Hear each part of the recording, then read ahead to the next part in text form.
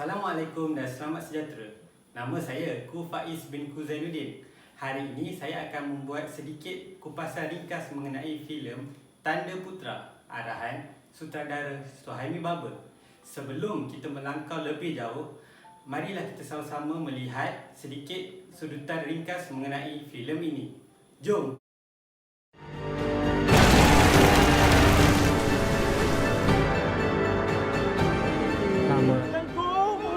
So democracy is dead in this country. You go to hell. Kita pertahankan negara dan menegakkan undang-undang.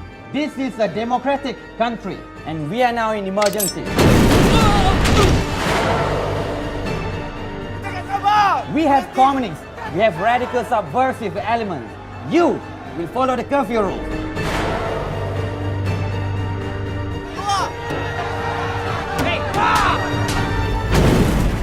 Kalau terjadi apa-apa kepada saya, tolong jaga keluarga saya. Saya akan jaga keluarga Tun. Itu janji saya. Kalau perlu awak pecahkan Mama ni, pecahkan sekarang. Ini arahan daripada saya. Dan saya masih lagi Perdana Menteri. The figures tally. He only has a few days left to live. Stop it, please. Oh my God, Mama!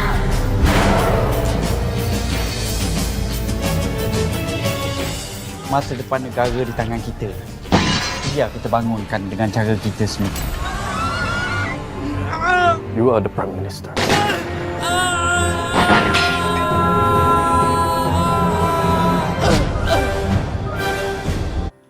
Bagaimana sedutan filem tadi? Menarik bukan? Sedikit sinopsis ringkas mengenai filem ini. Filem ini diterbitkan pada tahun 2013 dan diarahkan oleh Suhaimi Baba. Filem ini dibintangi oleh beberapa pelakon terkenal seperti Zani dan Rusdi Ramli. Secara ringkasnya, filem ini mengisahkan detik hitam negara kita, iaitu rusuhan kaum pada 13 Mei 1969. Selain itu, filem ini juga mengisahkan bagaimana dua pemimpin hebat kita iaitu Tun Abdul Razak serta pembantunya Tun Dr. Ismail menangani isu negara kita. Ketika itu, negara kita bukan sahaja mengalami masalah rusuhan kaum, tetapi mempunyai masalah pembangunan kerana negara kita ketika itu merupakan negara yang sedang membangun. Dalam filem ini memaparkan bagaimana ketokohan Tun Dr. Ismail dan Tun Abdul Razak teruji di mana mereka berusaha untuk menangani beberapa masalah yang dihadapi negara ketika itu. Di dalam filem ini terdapat pelbagai nilai sejarah, nilai kekeluargaan, nilai kemanusiaan, nilai pengorbanan yang dapat kita pelajari hasil daripada filem Tanda Putera ini. Yang pertama, nilai pengorbanan. Nilai pengorbanan yang kita dapat pelajari di dalam filem ini ialah di mana Tun Dr. Ismail dan Tun Abdul Razak berkorban menyembunyikan penyakit yang dialaminya demi memperjuangkan nasib rakyat di negara kita. Selain itu, nilai kekeluargaan yang dapat kita pelajari di dalam filem ini ialah di mana Tun Raha amat menitik beratkan tentang suaminya iaitu Tun Abdul Razak ketika memimpin negara. Di dalam filem ini, kebanyakan masyarakat luar memikirkan filem ini mempunyai sentimen rasisme. Tetapi kita sebagai generasi yang baru ni, kita harus memikirkan dari sudut yang berlainan, seperti bagaimana pengorbanan pemimpin-pemimpin terdahulu untuk membangunkan negara, bagaimana pemimpin lepas bersusah payah untuk menstabilkan perpaduan negara kita.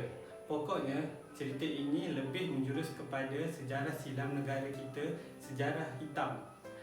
Pada detik inilah di mana identiti negara bangsa iaitu Malaysia dibangunkan, di mana ketika saat inilah rukun negara dibentuk dan kita punya undang-undang semua dilaksanakan. Filem ini sangat bagus ditonton untuk generasi muda seperti kita kerana filem ini dapat kita untuk mengenang kembali sejarah lama yang terjadi di negara kita.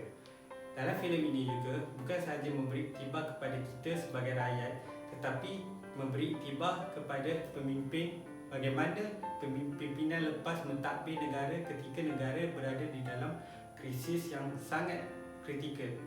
Di dalam filem ini juga dia ada memperlihatkan tentang dasar-dasar ekonomi baru Malaysia, tentang kesepakatan perpaduan kaum yang diterbitkan oleh Tun Abdul Razak. Dari sini kita dapat pelajari bagaimana untuk menguruskan negara dan membentuk perpaduan yang lebih erat pada masa akan datang. Memetik kata-kata George Santayana, seseorang yang melupakan sejarah merupakan seseorang yang tidak mengingati asal-usulnya. Maka mereka tidak akan mengingati perkara yang lepas dan akan mengulangi perkara yang sama. Justru sebagai rakyat Malaysia dan bangsa Malaysia, kita harus mengambil iktibar daripada filem Tanda Putera ini dari segi moral dan dari pelbagai sudut untuk kita memperbaiki negara kita pada masa akan datang supaya menjadi lebih baik. Filem ini sangat baik untuk anak-anak muda dan golongan tua untuk menonton kerana ia memberi pelbagai elemen sejarah di dalam filem ini. Justru pembikin filem di negara kita harus memikirkan filem-filem yang mempunyai nilai-nilai sejarah yang dapat membantu kita sebagai rakyat Malaysia untuk menaikkan semangat patriotisme. Sekian, terima kasih.